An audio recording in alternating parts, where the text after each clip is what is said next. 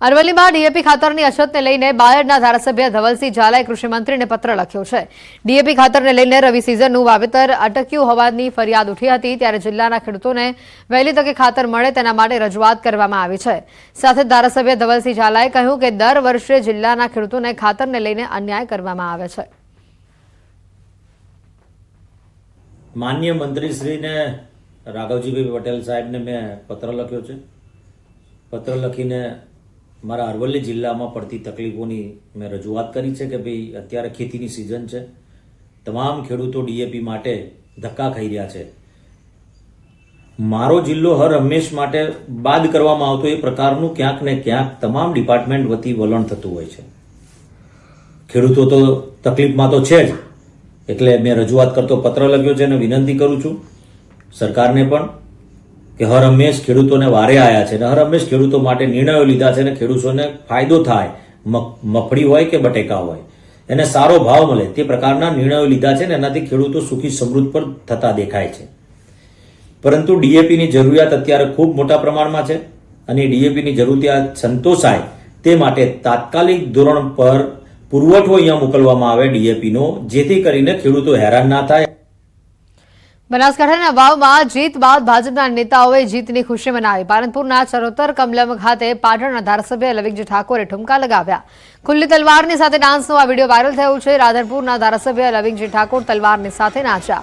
બનાસકાંઠાની વાવ બેઠક પર ભાજપનો ભગવો લહેરાતા લવિંગજી ઠાકોર તલવાર સાથે ડાન્સ કર્યો હતો।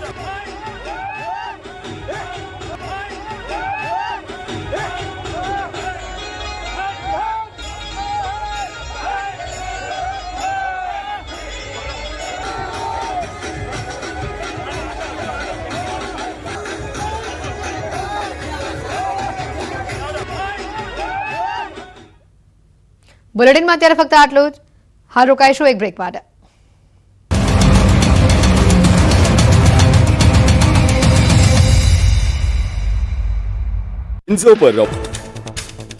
વાવ બેઠક પર ભાજપની જીત, કોંગ્રેસે ગુલાબસિંહને પછાડી સ્વરૂપજી ઠાકોરની જીત। છેલ્લા 3 રાઉન્ડમાં બાજી પલટાઈ।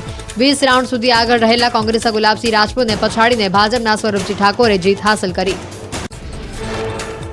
ભારે રસાકસી બાદ અંતે વાવ બેઠક પર ભાજપનો ભગવો લહેરાયો। ભાજપના સ્વરૂપજી ઠાકોરની 2000થી વધુ મતથી લીડથી જીત થઈ।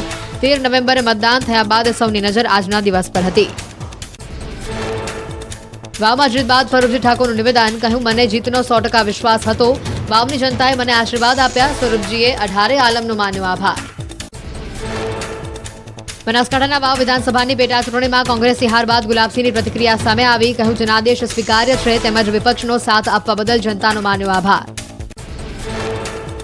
વાવમાં જીત બાદ મુખ્યમંત્રીએ આપ્યા અભિનંદન। ટ્વીટ કરીને યશસ્વી વિજય પ્રાપ્ત કરવા બદલ ભારતીય જનતા પાર્ટીના ઉમેદવાર સ્વરૂપજી ઠાકોરને તેમજ કાર્યકર્તાઓને અભિનંદન પાઠવ્યા।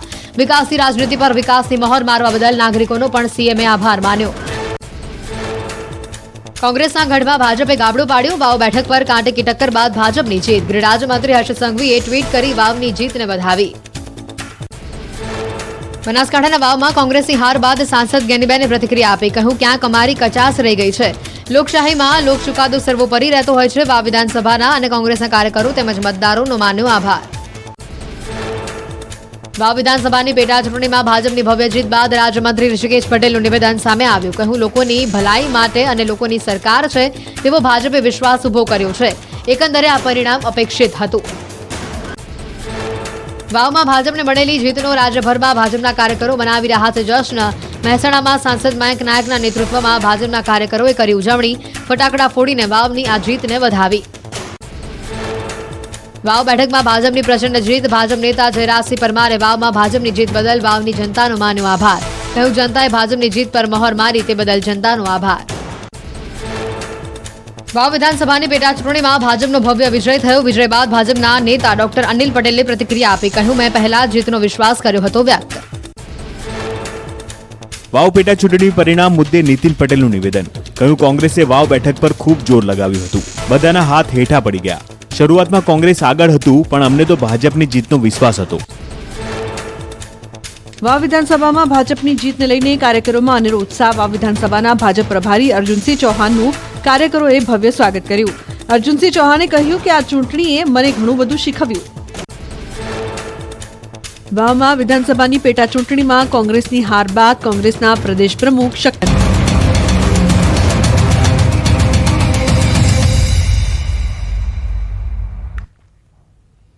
બ્રેક બાદ આપનું સ્વાગત છે. અમદાવાદથી અન્ય સમાચાર છે. નારોલની એક કંપનીમાં ભીષણ આગની ઘટના સામે આવી હતી. ફાયર વિભાગે આગ પર કાબુ મેળવી લીધો છે. ફેબ્રિક હોવાથી આગ વિકરાળ બની હોવાની માહિતી હતી. ગ્રાઉન્ડ ફ્લોર ઉપર લાગેલી આગ પહેલા માળ સુધી પહોંચી હતી. નારોલમાં આવેલા મહાલક્ષ્મી ફેબ્રિક કંપનીમાં આગ લાગી હતી. ફાયરની 6 ગાડીઓ ઘટના સ્થળ પર પહોંચી હતી. ભારે જહેમત બાદ આગ પર કાબુ મેળવવામાં આવ્યો હતો. નારોલ ખાતે આવેલા મહાલક્ષ્મી ફેબ્રિક્સમાં ગોડાઉનની અંદર આગ છે, જે સંદર્ભે નજીકના ફાયર સ્ટેશનોથી ફર્સ્ટ રિસ્પોન્સ વ્હીકલો ઘટના સ્થળ પર આવ્યા હતા. ત્યારે જોવા મળ્યું હતું બહારના ભાગે એક પેટ્રોલ પંપ પણ આવેલું હતું, જે સંદર્ભે અસલાલી, મણિનગર, જમાલપુર, પ્રહલાદનગર અને નજીકના બીજા ફાયર સ્ટેશનોના વોટર બાઉઝર અને બીજા ફર્સ્ટ રિસ્પોન્સ વ્હીકલો ઘટના સ્થળ પર આવીને હાલમાં આશરે 14 વ્હીકલ ઘટના સ્થળ પર છે. આગ સંપૂર્ણપણે કાબૂમાં લઈ લેવામાં આવી છે. અંદર સર્ચ ઓપરેશન પણ કરી લેવામાં આવ્યું છે કે કોઈ જાનહાની કે ઈજા છે કે કેમ. હાલમાં અત્યાર સુધી કોઈ એવો રિપોર્ટ મળ્યો નથી કે જેની અંદર કોઈને ઈજા કે જાનહાની છે. વડોદરાથી સમાચાર છે. 2 દુકાનમાં ભીષણ આગ લાગી. રોડ પર ઊભી કરાયેલી 2 દુકાનમાં આગ લાગી. પંચરની દુકાન અને પાનના ગલ્લામાં આગ લાગતા સ્થાનિકોએ આગ બુઝાવવાનો પ્રયત્ન કર્યો, પરંતુ આગ વધુ પ્રસરી હતી. આખરે આગ કાબૂમાં નહીં આવતા ફાયર વિભાગની મદદ લેવામાં આવી. ગામમાં પ્રવેશતા જ દુકાનોની લાંબી કતારો પૈકી 2 દુકાનમાં આગ લાગી હતી અને આગમાં સંપૂર્ણપણે દુકાન ખાક થઈ હતી. રોડ પર નડતરરૂપ ગેરકાયદેસર બાંધેલી દુકાનો અને કેબિનો દૂર કરવા અનેક વખત રજૂઆત કરવામાં આવે છે. ભરૂચના નબીપુર નજીક ટ્રકમાં આગ લાગી. ટ્રકનું ટાયર ફાટતા આગ લાગી હતી. ટ્રકનું ટાયર ફાટતા જ ઉભેલી ટ્રકમાં એકાએક આગ ભભૂકી ઉઠી. આગ લાગતા જ અફરાતફરી મચી ગઈ હતી. ફાયર ફાઇટરે ઘટના સ્થળે પહોંચી આગ પર કાબુ મેળવ્યો હતો. સદનસીબે ઘટનામાં જાનહાનિના કોઈ સમાચાર નથી. અલગ અલગ આ દ્રશ્યો બતાવી રહ્યા છે આગ લાગવાની જે ઘટનાઓ સામે આવી છે.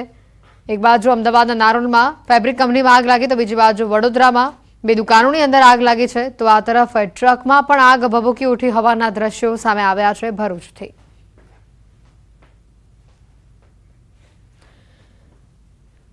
રાજ્યમાં અલગ અલગ આગની ઘટનાઓ આજે સામે આવી. 3 અલગ અલગ ઘટનાઓ અમદાવાદ, વડોદરા અને ભરૂચથી સામે આવી છે. અમદાવાદમાં એક ફેબ્રિક કંપનીમાં આગ લાગી હતી. તેની ફેક્ટરીમાં મોટી સંખ્યામાં ફેબ્રિકનો માલ સામાન હતો, જેના કારણે આગે વિકરાળ રૂપ ધારણ કર્યું. તો બીજી બાજુ વડોદરામાં 2 દુકાનોની અંદર આગ લાગી હતી અને આગ લાગતા બંને દુકાનો ખાક થઈ હતી. તો આ તરફ ટ્રકનું ટાયર ફાટતા ભરૂચમાં ટ્રકની અંદર આગ લાગી હતી. વલસાડથી સમાચાર છે. રાતોરાત બમ્પ બનાવી દેતા અકસ્માત થયો. તંત્રની બેદરકારીના કારણે વાહન ચાલકો પરેશાન થયા છે. મુખ્ય 4 રસ્તા પર અકસ્માતની હારમાળા સર્જાઈ છે. બમ્પની આગળ પાછળ કોઈ સાઇનબોર્ડ કે